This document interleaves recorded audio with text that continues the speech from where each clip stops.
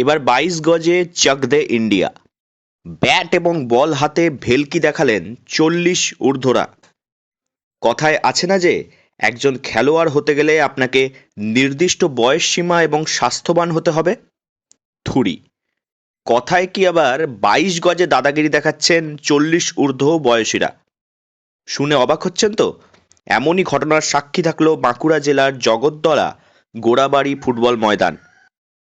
গোড়াবাড়ি সমাজসেবী সংস্থার তরফ থেকে সিদ্ধান্ত নেওয়া হয় একটি ক্রিকেট টুর্নামেন্টের আয়োজন করা হবে, যে টুর্নামেন্টে খেলবে ৪০ ঊর্ধ্বরা।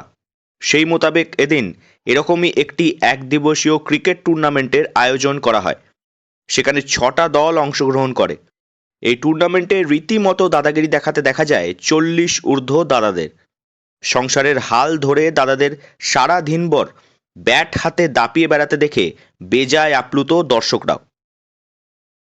40-এর ঊর্ধ্বে এই জন্যই করা হচ্ছে, যেটা হচ্ছে ইয়ং জেনারেশন তো খেলাধুলা করেই, এদেরকে উদ্বুদ্ধ করার জন্য, শারীরিকভাবে ফিট থাকার জন্য আজকে 40, কালকে আমরা চেষ্টা করব 50-এর ঊর্ধ্বেও আমরা এই ধরনের যদি আমরা প্রতিযোগিতামূলক খেলা করতে পারি তাহলে আমাদের সুবিধা হবে।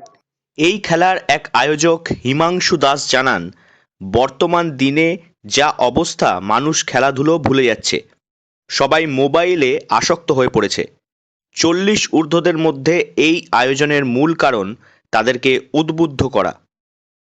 প্রথম কথা হচ্ছে আমাদের এখন যা পরিস্থিতি, তাতে মানুষ খেলাধুলো ভুলে গেছে। সব সময় একটা বাড়িতে যদি 4জন মেম্বার থাকে, 4জন এই মোবাইল নিয়ে পড়ে আছে। সেই কারণে আমাদের গোড়াবাড়ি স্বেচ্ছাসেবী সংস্থার তরফ থেকে আমরা চাইছি মানুষ খেলুক, মানুষ হাসুক। এক ক্রীড়াপ্রেমী রাজু চৌধুরী জানান, বর্তমান প্রজন্ম আস্তে আস্তে খেলাধুলো থেকে হারিয়ে যাচ্ছে।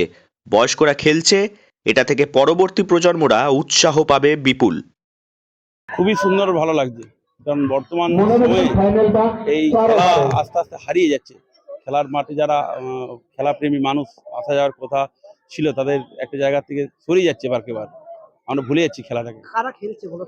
মূলত খেলছে যাদের বয়স 40 বছরের ঊর্ধ্বে। একটা সমাজসেবী সংস্থার থেকে গোড়াবাড়ি এই খেলাটি খেলাচ্ছে আর কি। হ্যাঁ, বয়সের প্রমাণপত্র, আধার কার্ড নিয়ে এই খেলাটি খেলাচ্ছে।